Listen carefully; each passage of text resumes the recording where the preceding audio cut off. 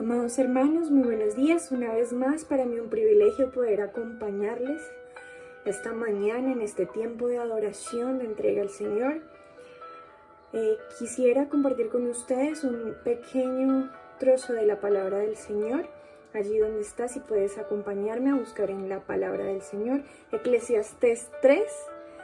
Solo vamos a leer del versículo 1 al 2 y el versículo 11 para finalizar, ¿vale?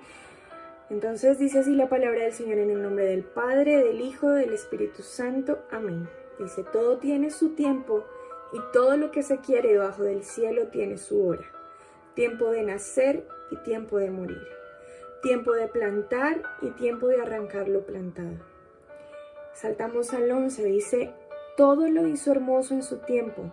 También ha puesto lo eterno en el corazón de ellos, sin lo cual el hombre no alcanza a percibir la obra que ha hecho Dios desde el principio hasta el fin. Amén. Amado hermano, esta palabra quiero compartirla contigo porque el Señor me la ha regalado de una manera muy especial. Y hay tiempo para todo.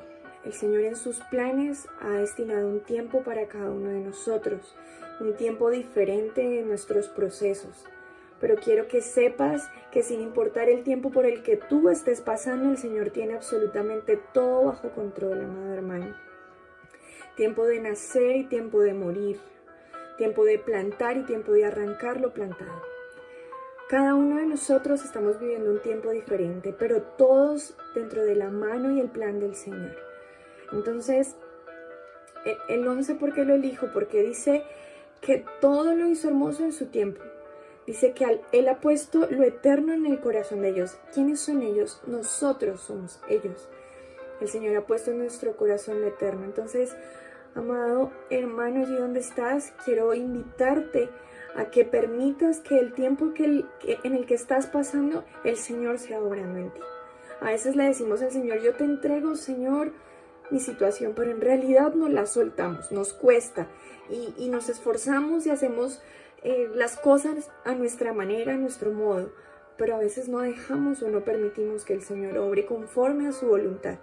Entonces, mi invitación, amado hermano, esta mañana con esta pequeña palabra, para no ahondar más, es: deja que el Señor obre en el tiempo por el que estás pasando en este momento.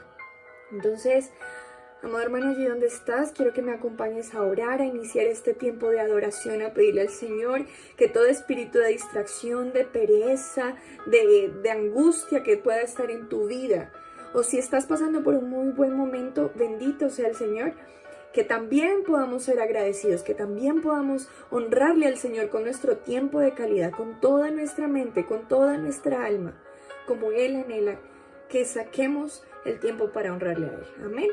Entonces cierra tus ojos y dile al Señor: amado Padre, yo te entrego esta mañana, yo te entrego este tiempo, Jesús, que yo pueda honrarte con mi actitud, con mi manera de ser, Señor, que pueda ser el siervo que tú anhelas que yo sea. Padre, yo honro tu presencia, yo alabo lo que tú eres, yo alabo a quien eres, Señor, porque eres Rey, eres mi Padre, eres todo, Jesús. Padre, por eso yo te pido que este tiempo de adoración yo pueda adorar tu corazón, Señor, que yo pueda entregarte mi vida, que yo pueda honrarte con lo que soy, Jesús, que pueda entregarte lo mejor de mí, Señor. Por eso hoy quiero entregarte mi tiempo, que tal vez es difícil, que tal vez estoy bien, pero quiero que en todos mis tiempos estés tú, Señor. Que como dice tu palabra, yo sea lleno de lo eterno, es decir, de ti, Señor. Que mi alegría venga de ti, que mi gozo venga de ti.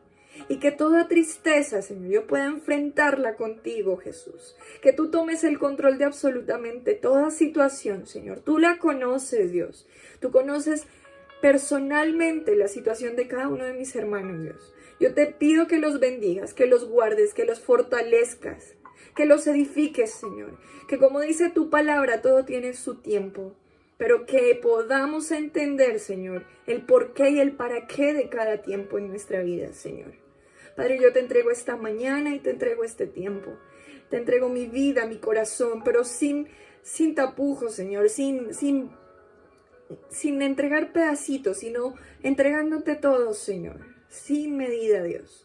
Te entrego todo de mí, Jesús, para que tú obres, para que tú hagas, Señor, lo que a ti te plazca, porque tu voluntad, dice tu palabra, que es perfecta y agradable, Señor. Yo te alabo, yo te bendigo en el nombre de Jesús y te doy la bienvenida, Señor, a mi hogar, a mi casa, Señor. Gracias, Padre, porque tu palabra es verdad. En el nombre de Jesús, amén y amén.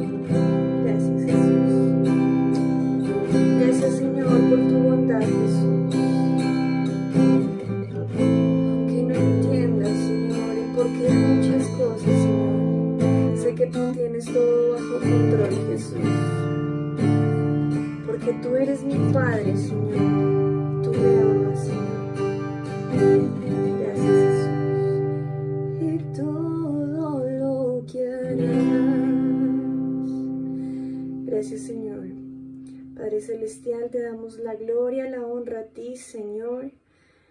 Le damos la entrada en esta mañana a nuestro amado pastor, Señor. Úsalo, úngelo, Señor, desde la coronilla de su cabeza hasta la planta de sus pies, Señor. Que seas tú a través de la palabra, Señor. Que seas tú a través de este varón, de este siervo, Señor. Bendecimos este tiempo, bendecimos nuestras mentes, nuestros corazones. Todo espíritu de distracción, Señor, se va. Declaro en el nombre de Jesús que tu palabra es sembrada en tierra fértil, Señor. Gracias, amado Rey. Te alabamos y te bendecimos en el nombre de Jesús. Amén y amén, Señor. A todos ustedes muy, pero muy buenos días. Que el Dios Todopoderoso los bendiga. Hoy nuevamente desde nuestras casas llevando la bendita palabra de Dios. Vamos a orar en este día. Amado Dios y Padre Celestial, te damos gracias por tu fidelidad, por tu amor, por tu misericordia y por tu fidelidad. Gracias porque tú eres bueno, tú eres poderoso y tú eres fiel.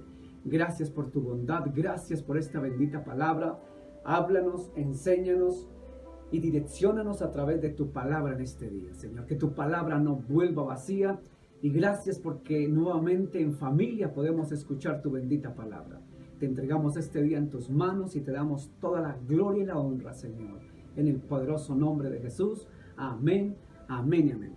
Vamos a estar leyendo Apocalipsis capítulo número 20. Desde el versículo 1 en adelante leemos la bendita palabra de Dios en el nombre del Padre, del Hijo y del Espíritu Santo. Amén. Vi a un ángel que descendía del cielo con la llave del abismo y una gran cadena en la mano. Y prendió al dragón, la serpiente antigua, que es el diablo y Satanás, y lo ató por 1000 años. Y lo arrojó al abismo y lo encerró, y puso su sello sobre él para que no engañase más a las naciones hasta que fuesen cumplidos 1000 años. Y después de todo esto debe ser desatado por un poco de tiempo. Y vi tronos y se sentaron sobre ellos los que recibieron facultad de juzgar, y vi las almas de los decapitados por causa del testimonio de Jesús y por la palabra de Dios, que los que no habían adorado a la bestia ni a su imagen, y que no recibieron la marca en sus frentes ni en sus manos, y vivieron y reinaron con Cristo 1000 años. Amén y amén. Quiero decirle que esta bendita palabra prácticamente es la continuación de hace 8 días que veíamos acerca del Armagedón. En primer lugar, el Armagedón, la palabra Armagedón habíamos dicho que es una palabra hebrea compuesta de 2 términos hebreos, que es Ar, que significa monte o montaña, y la palabra Magedón o Magedone quiere decir Megiddo. En resumidas cuentas, Armagedón quiere decir monte Megiddo o la montaña de Megiddo. A su vez habíamos dicho que frente a la montaña de Megiddo estaba el valle de Megiddo, y que el Armagedón no era otra cosa sino el lugar donde se iba a celebrar la más grande batalla de todos los tiempos, la última batalla entre el bien y el mal, entre las fuerzas de nuestro Dios Todopoderoso y las fuerzas del mal, donde prácticamente el Señor sale en victoria, enviando al anticristo, enviando al falso profeta al lago de fuego. Y dice aquí, continuando con esto, dice que después de este Armagedón, de esta batalla que se librará ya en el valle de Megiddo, dice que vio a un ángel que descendía del cielo, y con la llave del abismo y una gran cadena en la mano, dice, y prendió al dragón, la serpiente antigua, que es el diablo y Satanás, y lo ató por 1000 años. En esta continuación vamos a ver lo que es los 1000 años. ¿Qué representan esos 1000 años y por qué 1000 años? La palabra nos cuenta que el falso profeta y el anticristo fueron lanzados vivos al lago de fuego, pero Satanás, aquí nos dice la palabra en capítulo 20 de Apocalipsis, que Satanás fue atado por 1000 años por un ángel. No dice la palabra si fue Gabriel, Miguel, no podemos especular, pero haya sido el ángel que lo haya atado por 1000 años con gran autoridad. Dice que en ese momento, después de esos 1000 años, prácticamente lo que da a entender la palabra de Dios es que Satanás queda, por decirlo de alguna manera, queda inhabilitado para trabajar y seguir operando en la tierra. Pero vamos a ver entonces qué dice Apocalipsis capítulo 19, el versículo número 11 y el versículo 14. Dice de la siguiente manera: entonces vi el cielo abierto y he aquí un caballo blanco, y el que lo montaba se llamaba Fiel y Verdadero, y con justicia juzga y pelea. Verso 14. Y los ejércitos celestiales, vestidos de lino finísimo, blanco y limpio, le seguían en caballos blancos. Lo que quiere decir que cuando Satanás es atado, inmediatamente el Señor Jesús, que viene en caballo blanco, toma posesión para dar cumplimiento a lo que habla la palabra de Dios allá en Zacarías capítulo 14. ¿Qué dice entonces Zacarías capítulo 14, el verso número 4? Dice así: y se afirmarán sus pies, aquí habla de Jesús, en aquel día sobre el monte de los olivos que está enfrente de Jerusalén al oriente, y el monte de los olivos se partirá por el medio hacia el oriente y hacia el occidente, haciendo un valle muy grande, y la mitad del monte se apartará hacia el norte y la otra mitad hacia el sur. Quiere decir entonces que aquí aparece Jesús para dar cumplimiento a lo que hablaban los profetas Zacarías, Jeremías, Isaías y otros más, que Cristo vendría nuevamente a la tierra con poder y gloria, sentaría sus pies en el monte de los olivos y entraría triunfante prácticamente a Jerusalén para gobernar desde Jerusalén. Vamos entonces a Isaías capítulo 24, el verso número 23. Isaías capítulo 4, versículo 23 dice: y la luna se avergonzará y el sol se confundirá cuando Jehová de los ejércitos reine en el monte de Sión, en Jerusalén, y delante de sus ancianos sea glorioso. Fíjese que dice cuando el Señor, o Yahweh, o Jehová, o el Dios Todopoderoso reine en el monte de Sión. ¿En dónde? En Jerusalén. Entonces aquí vemos otros pasajes bíblicos que Jesús vendrá a reinar por 1000 años. Volvamos entonces a Apocalipsis capítulo número 20, versículo 4. Fíjese lo que dice el versículo 4. Y vi tronos, y se sentaron sobre ellos los que recibieron facultad de juzgar. Y vi almas de los decapitados por causa del testimonio de Jesús y por la palabra de Dios, los que no habían adorado a la bestia ni a su imagen, y que no recibieron la marca en sus frentes ni en sus manos, y vivieron, escuche bien, y vivieron y reinaron con Cristo por 1000 años. Cuando leemos a Isaías, Isaías existió casi 700 años antes de Cristo. Cuando leemos al profeta Zacarías, vemos que Zacarías existió 560, 530, 50 años antes de Cristo. Tanto Zacarías como Isaías y otros profetas, entre ellos Jeremías, que hoy no lo voy a citar o no lo voy a leer, habían hablado que el Señor vendría y reinaría prácticamente en Jerusalén, iba a reinar en Jerusalén. Entonces, si el Mesías, que era el mismo Dios hecho carne, hecho hombre, iba a reinar sobre Jerusalén o en Jerusalén, dice la escritura en capítulo 20, versículo 4, por 1000 años. Pero cuando usted lee el contexto del capítulo 20 de Apocalipsis, esos 1000 años que va a reinar el Mesías, Jesús, el Cristo, no solamente los va a reinar solo, sino que dice que entonces, dice el versículo 4, dice: y vi las almas de los decapitados por causa del testimonio de Jesús y por su palabra. Es decir, los mártires que salieron del tiempo de la tribulación del anticristo, de la persecución tan terrible que va a ser el anticristo en aquel tiempo. Esos mártires que van a ser decapitados, degollados, van a ser perseguidos. Esos mártires van a reinar con Cristo por 1000 años. Ahora entonces aquí decimos, ¿por qué se tiene que dar el cumplimiento de que venga el Mesías y reine desde Jerusalén? Aquí tendríamos que ir a la palabra de Dios y conocer desde el Antiguo Testamento, desde el Pentateuco, la Tacná, la Torá, y ver la palabra de Dios en el Antiguo Testamento y encontrarnos entonces que el Señor había establecido 3 pactos poderosos con su pueblo. 3 pactos. En primer lugar, la palabra pacto o alianza es una palabra, viene de una palabra hebraica o hebrea, que es la palabra berit. Y la palabra berit, que es una palabra hebrea, quiere decir pacto. Cuando usted estudia cuidadosamente el Antiguo Testamento, se va a encontrar con 3 pactos. Está el pacto abrahámico, está el pacto davídico de David y está el pacto palestino.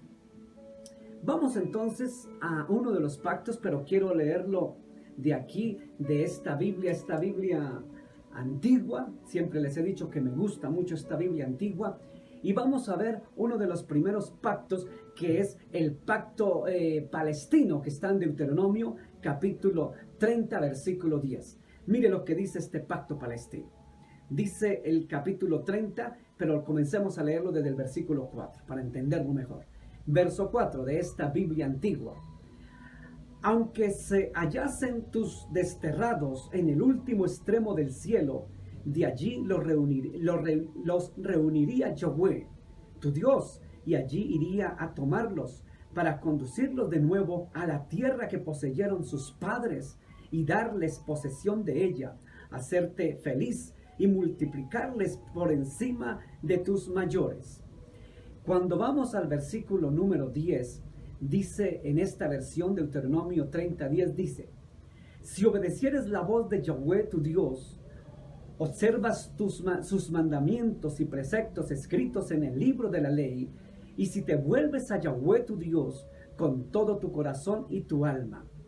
Entonces, cuando usted lee bien el contexto del capítulo 30 de Deuteronomio, lo que Dios está dando prácticamente o estableciendo aquí es el berit, es decir, el pacto, la alianza con su pueblo, de que si ellos cumplieran los estatutos, mandamientos, ordenanzas y las leyes del Dios Todopoderoso, entonces Él los iba a multiplicar, les iba a prosperar, les iba a bendecir, les iba a mostrar que Él era el que les daba la posesión que le había dado a sus hijos, es decir, la tierra del Canaán. Dice una de las partes del versículo número 4, dice: y allí iría a tomarte para conducirte de nuevo a la tierra que les di a sus padres, a la tierra. Es decir, ¿cuál era la tierra? Usted que ha estudiado la geografía, mi hermano de la iglesia, que siempre me he preocupado para que estudien geografía, historia del Antiguo Nuevo Testamento, fíjese que la tierra a la que se refería, la tierra del Canaán, era la tierra de Palestina. Era la tierra que Dios había dicho, que la tierra que fluía leche y miel. Esa tierra del Palestina era lo que Él estaba diciendo, que Él iba a hacer un pacto con ellos. ¿Para qué? Para entregarles lo que algún día le había dado a sus padres. Eso se conoce en el mundo judío hebraico, en el mundo judío, se conoce como un pacto palestino. La tierra que Dios les heredó, la tierra que Dios les entregó, la tierra de Palestina, el pacto palestino. Vamos a ver otro pacto aquí. Aquí vamos a ver en segunda de Samuel, el capítulo número 7. Vamos a ver otro pacto que Dios estableció. Pero este pacto ya es propiamente con David, es lo que conocemos como el pacto davídico. Mire lo que dice capítulo 7, el versículo número 5. Dice: vete y di a mi siervo David, así habla Yahweh, eres tú el que me construirás una casa para mi habitación. Vamos ahora un poco más adelante al versículo número 12. Estoy leyendo el capítulo número 7 de segunda de Samuel, verso 12. Pues cuando se cumplan tus días y descanses con tus padres, haré surgir a tu linaje y después de ti, que saldrá de tus entrañas, y afirmaré su reino. Verso 13. Él edificará casa a mi nombre, y yo afirmaré para siempre su trono real. Verso 16. Tu casa y tu reino subsistirán por siempre ante mí, y tu trono se afirmará para siempre. Repito otra vez, para siempre. Bueno, dejemos hasta ahí. Cuando leemos bien los contextos de Segunda de Samuel, encontramos que el pacto, el berit, que establece ahora Yahweh, Dios, Jehová, como le quiera llamar, Dios, el Señor, con su pueblo judío, en este pacto davídico es: David, de ti saldrá quien construya mi casa. Usted que conoce el Antiguo Testamento sabe que en el año 970 a.C. aproximadamente, Salomón, hijo de David, construyó el templo en Jerusalén. Casi 900 y pico de años antes. Es decir, el hijo, es decir, la promesa era que la casa de Dios, el templo de Dios, vendría por parte de David.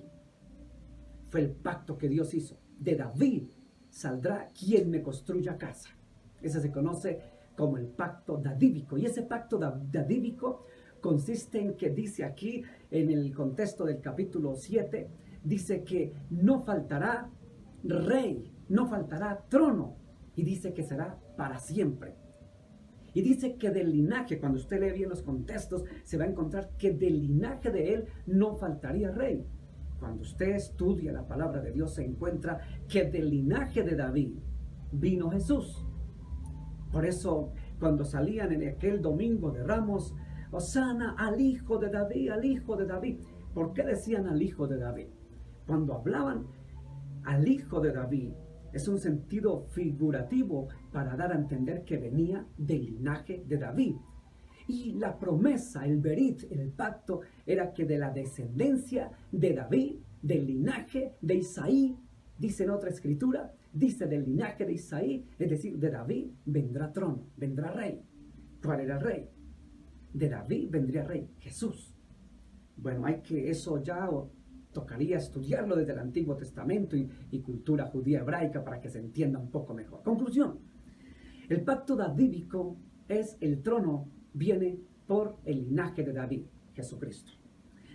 Encontramos entonces otro pacto que es muy famoso, otro berit, pacto.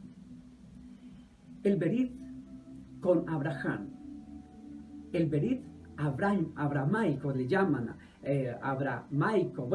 abrahámico, como le quiera pronunciar. El linaje abrahámico o el linaje de Abraham viene por Abraham. Y eso lo encontramos en Génesis capítulo 12.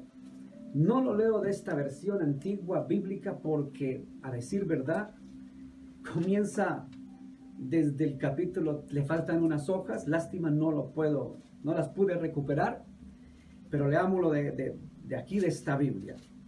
Capítulo 12 de Génesis. Mire cómo dice aquí.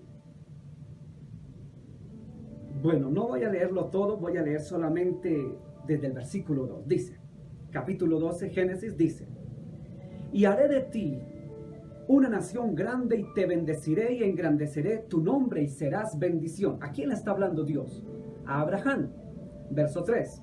Bendeciré a los que te bendijeren y maldeciré, y los que te maldijeren maldeciré, y serán benditas en ti todas las familias de la tierra.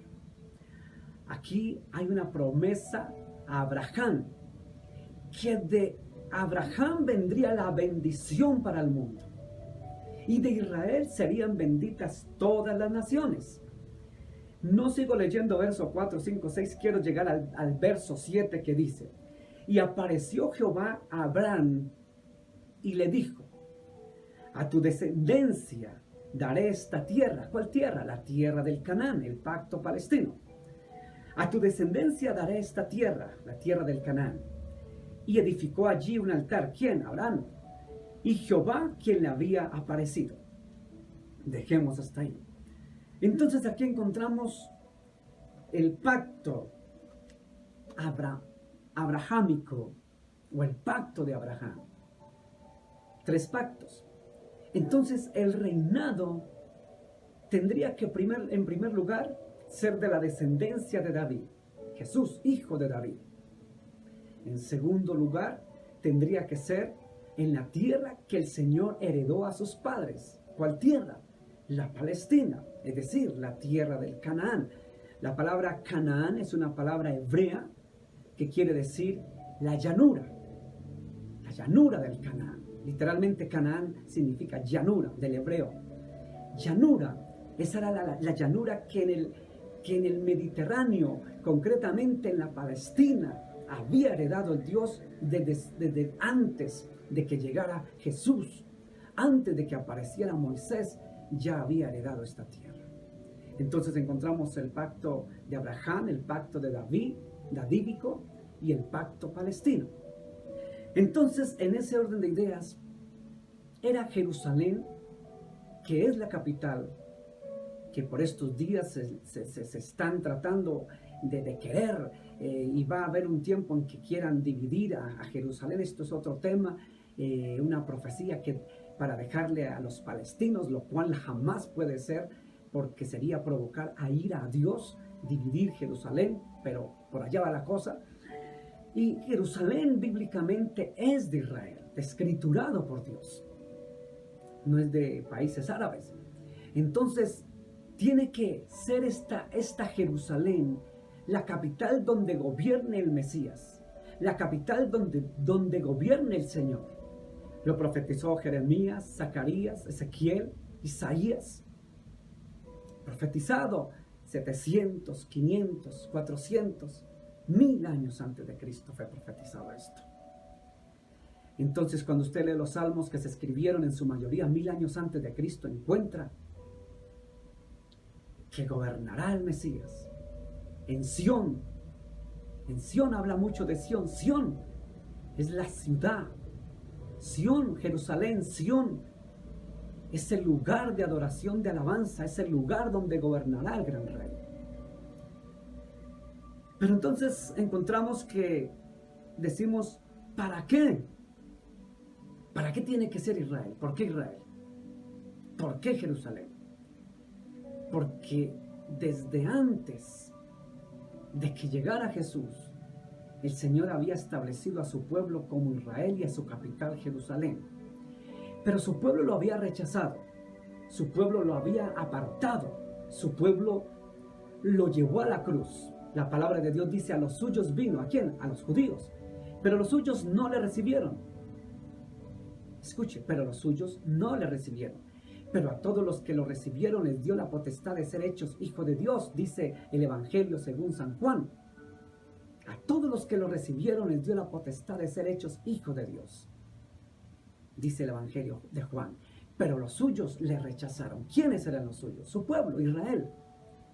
Entonces, había, si se me permite el término, había una enemistad entre el pueblo judío hebreo y Jesús. Quiero que me lo entiendan de la mejor forma. El Mesías no fue recibido por su pueblo, pero lo recibimos los gentiles. Gentil no quiere decir muy amable, como nosotros decimos en nuestro contexto occidental. Gentil es una palabra que se utiliza en el Nuevo Testamento para designar a los que no son judíos hebreos y pertenecen a otras tierras no judaicas, hebraicas, tierras de la Palestina, los extranjeros. Usted y yo somos gentiles, no somos judíos. Entonces los gentiles recibimos a Jesús, aceptamos al Mesías, el Mesías que hablaron los profetas, el Mesías que 700 años antes de Cristo habló Isaías, que vendría de una virgen. Lo aceptamos nosotros.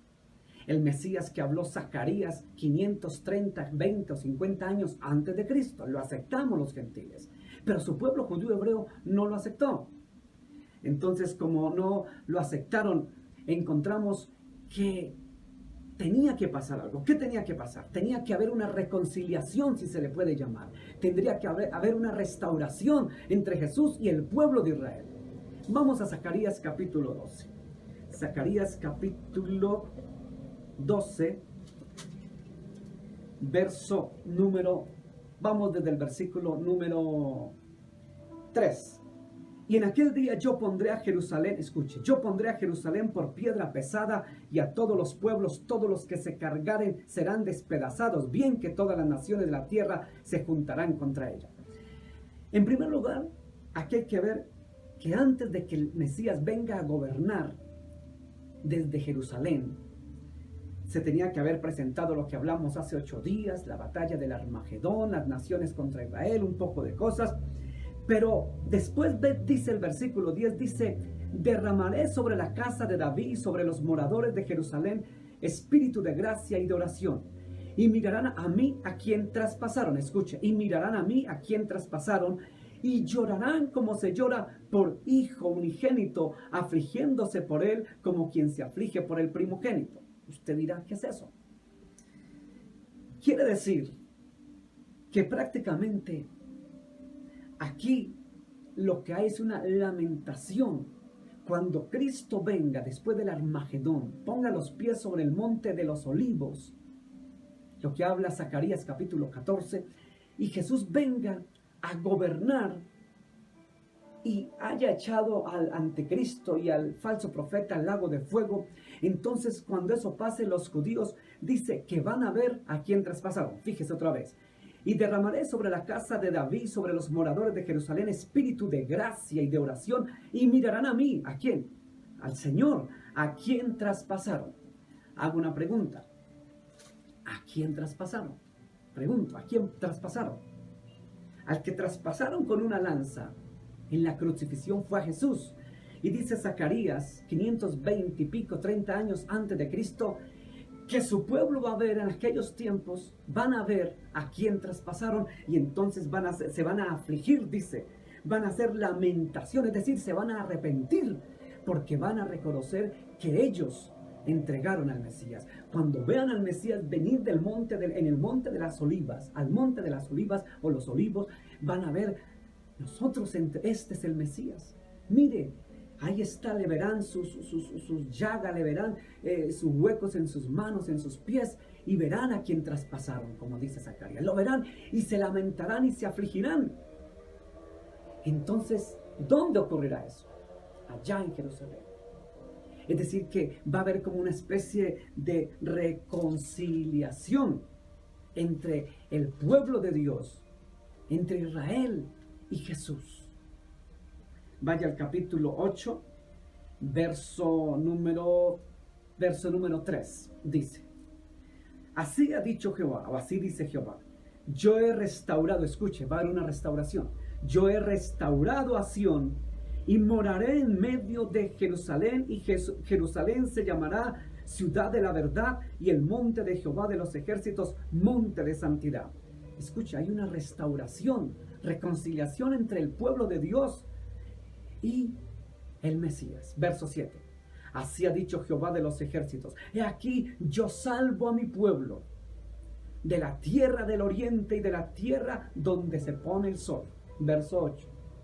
Y los traeré y habitarán en medio de Jerusalén, y me serán por pueblo, y yo seré a ellos por Dios, en verdad y en justicia. Reconciliación, restauración. Ahora yo seré su Dios. Ahora me reconocerán al que traspasaron, verán que Dios era el Mesías. Entonces esos serán ya mi pueblo y yo seré su Dios. Esa restauración también la habla Jeremías capítulo 33, versículo 7 y versículo 8. Lo puede ver ahí en su pantalla. La restauración. Una restauración donde el Señor, llamémoslo así, se va a reconciliar, como también lo dijo el profeta Jeremías. Lo dijo Zacarías y lo dijo Jeremías en el capítulo 33, versos 7 y 8. Una restauración entre su pueblo y el Mesías. Pero era necesario que el Mesías viniera y se les apareciera, llamémoslo así, se les diera a conocer a su pueblo allá en Jerusalén. Entonces él comenzaría a gobernar desde allí. Pero vamos a Isaías capítulo 2. Isaías capítulo 2, verso 2 al 4. Vamos más adelante, Isaías capítulo 2, verso 2, del 2 al 4. Dice así: acontecerá en lo postrero de los tiempos, que será confirmado el monte, escuche, confirmado el monte de la casa de Jehová como cabeza de los montes. ¿Cuál monte? El monte de Sión. y será exaltado sobre los collados y correrán a él todas las naciones. Verso 3. Y vendrán muchos pueblos y dirán, venid y subamos al monte de Jehová, escuche, a la casa del Dios de Jacob, y nos enseñará sus caminos, y caminaremos por sus sendas, porque de Sión saldrá la ley, y de Jerusalén la palabra de Jehová. Es decir, Él, desde el monte de Sión, desde Jerusalén, va a gobernar, va a dirigir, Él mismo va a hacer la ley, Él nos va a dar la ley, Él va a dar su palabra, dice aquí. Verso 4. Juzgará entre las naciones y reprenderá a muchos pueblos, y volverán sus espadas en rejas de arado y sus lanzas en hoces. No alzará espada nación contra nación, ni se adiestrarán más para la guerra. ¿Qué pasará entonces? Cuando usted lee, dejemos hasta ahí Isaías capítulo 2, cuando usted lee los contextos, lee que dice que ya no levantarán espada, sino sus espadas serán como arado, es decir, ya no habrá guerra porque habrá paz. Y la gente, en vez de buscar la guerra porque está dirigiendo, reinando el Mesías desde el monte de Sión en Jerusalén, entonces ya no querrán hacer guerra sino trabajar. Dice aquí, de Sión, del monte de Sión, de él saldrá la ley, saldrá su palabra. Y dice también, dice verso 4 del capítulo 2 de Isaías, juzgará entre las naciones y reprenderá a muchos pueblos, y volverán sus espadas en rejas de arado, serán trabajadores, y sus lanzas en hoces. No alzará espada nación contra nación, no habrá guerra, no habrá más disputa entre unos con otros, ni se adiestrarán más para la guerra, dice el versículo 4. Entonces, cuando el Mesías esté gobernando, usted se va a encontrar que prácticamente habrá paz, porque Él gobernará desde el monte de Sión. Porque Él vendrá para cumplir lo que dice Apocalipsis, que gobernará Cristo por 1000 años junto con los mártires desde Jerusalén. Vaya a Isaías capítulo 11, ¿y qué más puede pasar cuando Cristo esté gobernando desde el monte de Sión en Jerusalén? Capítulo 11 de Isaías, más adelante, capítulo 11 de Isaías, vamos a leer, no vamos a leer todo el capítulo, todo es interesante, léalo en su casa, léalo después, pero voy a leer solo una parte desde el versículo 6. Dice, morará el lobo con el cordero, escuchen, lobo y cordero, y el leopardo con el cabrito, y se acostará el becerro y el león, y la bestia doméstica andarán juntos, y aún niños los pastorearán. Escuche, la vaca y la osa pacerán sus crías y echarán juntas, y el león como el buey comerán paja. Verso 8. Y el niño de pecho jugará sobre la cueva de la aspid, y el recién destetado extenderá su mano sobre la caverna de la víbora. Verso 9. No harán ni mal ni dañarán en todo mi santo monte, habla Jehová, porque la tierra será llena del conocimiento de Jehová como las aguas cubren el mar. Dejémonos hasta ahí, usted sigue leyendo en su casa el contexto. ¿Qué quiere decir esto? En el capítulo 11 del profeta Isaías habla prácticamente que habrá tanta paz que aún los animales salvajes, dice que estará el lobo con el cordero, estará un niño jugando en una cueva de serpientes, jugando, nada hará daño, porque aún las fieras salvajes perderán su ferocidad, perderán su salvajismo, porque está reinando desde el monte de Sión, el mismo Señor gobernará. Entonces habrá lo que llamamos una convivencia entre lo salvaje y lo no salvaje. Dice que cambiarán su espada por herramientas. No habrá guerra, no habrá episodios de violencia, porque estará gobernando el mismo Señor desde el monte de Sión. Se cumple el pacto davídico. ¿Cuál es el pacto davídico? que de la descendencia de David, el hijo de David. ¿Quién es el hijo de David? Osana, recuerde ese episodio allá en el Nuevo Testamento. Osana, Osana al hijo de David, el hijo de David. La descendencia, el linaje de David, de su descendencia no faltaría rey. Es decir, el Mesías reinaría para siempre, dicen los profetas. Entonces, ¿cómo será aquel gobierno? Paz, tranquilidad, confort. No habrá pobreza, no habrá tristeza, depresión, angustia, violencia, delincuencia, maldad. No puedo darles todos los versículos, aquí leérselos todos, pero quiero que usted allá en su casa lea Joel capítulo 2, versículos del 28, 29 o todo el capítulo 2. Puede leer Isaías capítulo 65, versículo 15, 16. Les doy otro, Amós capítulo 9, versículo 13, 15. Isaías 35, 8. Isaías capítulo 11, del 1 al 9, que acabé de leer solamente un poco de este pasaje de Isaías 11. Isaías capítulo 62, en el versículo 2, donde habla de que la justicia de Dios. Isaías capítulo 40, también Isaías capítulo 40, del versículo del 1 al 2. Es decir, estos versículos que acabo de enumerarles son versículos que hablan de lo que va a ser el reinado milenial. Paz, armonía, confort, amor, bendición, prosperidad. No habrá pobreza, no habrá envidia los unos contra los otros, porque el mismo Señor estará gobernando. El Señor gobernará porque a Satanás había sido atado. La Trinidad satánica, Satanás, el anticristo, el falso profeta, habían sido neutralizados. El anticristo y el falso profeta habían sido echados después del Armagedón vivos al lago de fuego. Satanás no fue lanzado al lago de fuego, sino que fue encadenado por 1000 años por un ángel del Señor. Aquí surgen más preguntas.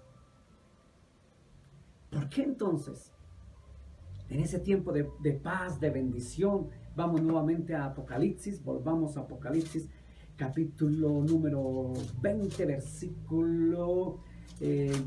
versículo, vamos a estar leyendo el versículo número 4 nuevamente. Quiero que usted lo escuche otra vez. Vi, Apocalipsis capítulo 20, verso 4. Vi tronos y se sentaron sobre ellos los que recibieron la facultad de juzgar, y vi las almas de los decapitados por causa del testimonio de Jesús y por la palabra de Dios, los que no habían adorado a la bestia ni a su imagen, y que no recibieron la marca en sus frentes ni en sus manos, y vivieron y reinaron, escucha, y reinaron con Cristo 1000 años. Reinaron con Cristo 1000 años. Pero este reinado, cuando usted lee los contextos y textos tanto del Antiguo Testamento como del Nuevo Testamento, es un reinado en la tierra, reinado milenial. Reinaron los mártires del Señor, reinaron juntamente con Cristo. Daniel lo profetizó, usted lo lee en su casa en el capítulo 7, versículo 9. Usted lea Daniel capítulo 7, creo que Daniel 9 también profetiza este acontecimiento del reinado del Mesías. Entonces nos encontramos aquí que se veía claramente cómo la justicia estaba en la tierra, la paz, la armonía, el confort, la bendición, porque gobernaba el mismo Señor. Vaya al versículo 7 para entender qué pasa con Satanás. Versículo 7, capítulo 20, Apocalipsis. Cuando los 1000 años se cumplan, Satanás será suelto de su prisión. Verso 8, vamos a seguir leyendo para que entienda mejor este contexto. Y saldrá a engañar, escuche, ¿cómo así? Y saldrá a engañar a las naciones que están en los 4 ángulos de la tierra de Gog y Magog. Algún día expliqué que era Gog y Magog, no lo voy a volver a repetir hoy. Al fin de reunirlos para la batalla, el número de los cuales es como la arena del mar. Verso 9.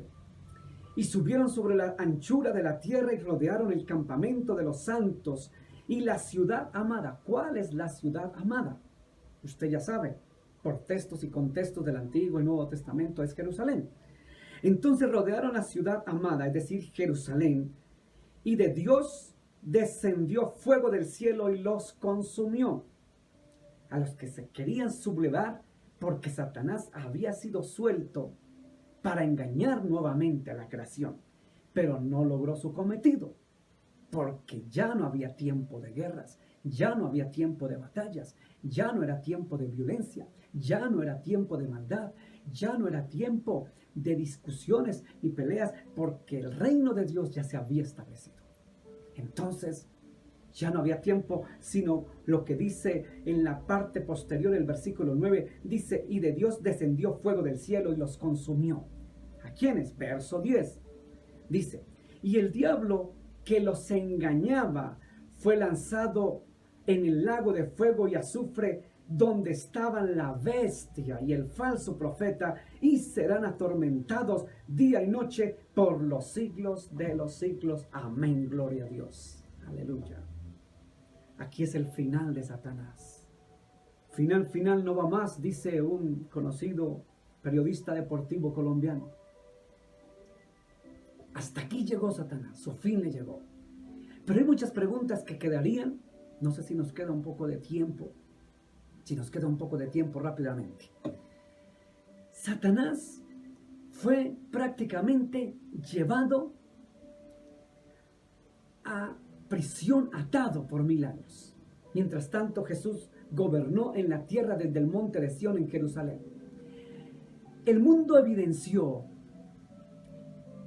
que el gobierno de Jesús y de sus santos era definitivamente muy diferente al gobierno de los que el enemigo había engañado, como fue el gobierno del anticristo que duró gobernando la tierra. Usted por la Biblia sabe que Satanás, es decir, a través del anticristo, gobernará por 7 años el planeta Tierra. El anticristo y el falso profeta es quien lo ayudará a que logre este cometido. Entonces, el Señor va a mostrar cómo es el gobierno del anticristo y cómo es su gobierno. El mundo verá la diferencia y verán que durante esos 1000 años fue el gran anhelo que Dios quiso desde el Génesis en el Edén, el paraíso. ¿Qué quería Dios? Cuando Dios colocó a Adán y a Eva y los puso en el Edén, quería lo que el mundo quiere: paz, armonía, tranquilidad, que no hubiese hambre, injusticias, calamidades, maldad, perversidad, iniquidad, violencia, que no hubiese nada de eso. Ese era el plan de Dios desde el principio, cuando creó a Adán y Eva. Pero el hombre desobedeció. El hombre después se dejó engañar por Satanás. Y Satanás vino y siguió engañando, y el hombre siguió detrás de Satanás y no le creyó a Dios, sino a Satanás y a los que él colocó como mensajeros, el falso profeta y el anticristo. Y entonces corrieron tras de todo aquello que no era Dios. Y las leyes fueron creadas en contra de la palabra de Dios. Y todo se hizo en contra de lo que dice la bendita palabra de Dios. Y entonces el hombre sin Dios pudo ver lo que vimos a lo largo de la historia: violencia, persecución, muertes, guerras, maldad, perversidad, iniquidad, injusticias, hambres, desastres, todo lo malo. Entonces Dios muestra en estos 1000 años 2 cosas.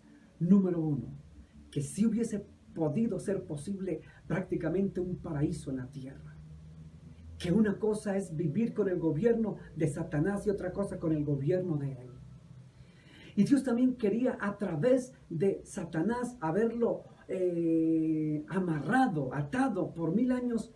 El Señor quiso mostrarle al mundo que aún soltándolo, volvía a ser perverso. Porque fíjese que el contexto del capítulo 20 de Apocalipsis dice que Satanás volvió a salir para engañar y para levantarse otra vez en guerra contra el mismo Cristo. Y entonces Cristo: no, aquí ya no hay lugar para más guerras ni violencia. Y le muestra al mundo, el Señor, que Satanás siempre fue malo, siempre fue perverso. En resumidas cuentas, Jesús o el Señor Dios nunca derrotó a Satanás desde el principio de la creación, porque quiso darle oportunidad para arrepentimiento. Pero él cada día era más perverso, más lleno de maldad. Se halló maldad en ti, dijo el Señor. Y entonces Dios le dio oportunidades miles y miles y miles y miles de años. Fíjese que le dio esta oportunidad, que al falso profeta y al anticristo los envió vivos al lago de fuego y a Satanás solo lo amarró. Y esperó qué comportamiento tendría. Y salió igual y aún peor, lleno de venganza y de odio. Y Dios le mostró al mundo diciendo, mire, conozcan. Tuvo misericordia, tuvo compasión de Satanás hasta el último tiempo. Y Satanás no aprovechó. Siguió siendo malo desde que se rebeló hasta que fue echado por los siglos de los siglos al lago de fuego. Entonces el mundo va a entender y va a poder decir lo que dice Apocalipsis capítulo 16, verso 7, que está leyéndolo usted en la pantalla. Apocalipsis 16, verso 7, donde dice, justos son tus juicios, el juez justo. Y el mundo sabrá que Él es un Dios justo, un juez justo, que hace justicia con equidad, que no se equivoca, que tiene misericordia de todos, aún de Satanás, que le dio oportunidad hasta lo último antes de mandarlo para que nunca más fuera en la tierra. Le dio 1000 años, pero salió aún peor de perverso y lleno de venganza y de odio. Dios muestra que nunca tuvo compasión, siempre fue perverso y hasta ahí llegó Satanás. Mi amigo y mi hermano, para terminar quiero decirle que Dios es un Dios bueno, justo, misericordioso, lleno de bondad, de misericordia. Él todavía tiene compasión de sus hijos, misericordia. Él tiene compasión y quiere que Él no es injusto para condenar a nadie. Dice que Él no vino para condenar, sino para salvar. Dice, porque de tal manera amó Dios al mundo que ha dado a su único Hijo, a Jesús, para que todo aquel que en Él crea no se pierda, no se condene, no vaya al infierno, sino que tenga vida eterna, tenga salvación, reine con Él por la eternidad, esté en paz, en armonía. Pero hay que buscar al Señor. Jesús está a la puerta de tu corazón y te llama para que tú le abras la puerta. Hace 15, 20 días, un mes hablábamos de las trompetas, de todos los juicios que venían, pero aún la gente no se arrepiente ni quiere buscar a Dios. Es tiempo de buscar a Dios antes de que vengan los juicios de Dios sobre la tierra. Porque Él después de esos juicios va a gobernar por 1000 años.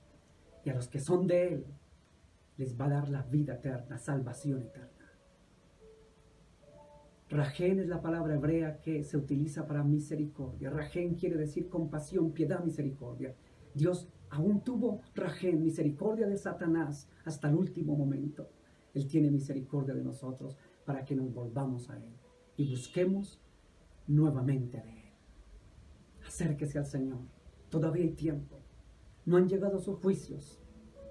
No han llegado el tiempo de las trompetas, el tiempo de las copas de la ira de Dios. No ha llegado esos tiempos de las consecuencias de la maldad. No ha llegado el anticristo, todavía no se ha quitado la máscara para saber quién es. Pero todavía hay tiempo para volvernos a Dios. El anticristo se tendrá su merecido, el falso profeta, y Satanás acabará en el lago de fuego. Pero usted y yo tendremos oportunidad. Solo acérquese a Jesús. Vamos a orar. Padre, gracias por tu palabra es verdad. Perdona mis pecados, mis faltas, mis errores. Gracias porque tú tienes de nosotros misericordia, piedad y compasión. Lávame con tu sangre preciosa. Dígale ahí donde está, dígale, perdona mis pecados. Te pido perdón y reconozco, Jesús, que tú eres Dios hecho carne y hecho hombre. Que moriste por mí en la cruz, pero resucitaste al tercer día según las Escrituras. Dígale, Señor, abro mi corazón y entra a mi vida y guíame desde hoy a toda verdad con tu Espíritu Santo. Y que algún día, Dios, en el día del juicio, mi alma vaya para vida eterna y salvación. En el nombre de Jesús, amén y amén. A todos muchas gracias, Dios los bendiga. Que el Dios de Abraham, de Isaac, de Jacob los bendiga grande y poderosamente. Nos vemos si Dios lo permite. Si no, volvemos a la iglesia. Nos vemos el próximo domingo, si Dios lo permite, desde nuestras casas. Bendiciones para todos y escuchemos este tema a continuación. Dios los bendiga. Bendiciones de lo alto. Muchas gracias. Yo te quiero amar y tocar tu corazón y rendirme a tus pies, oh mi Señor.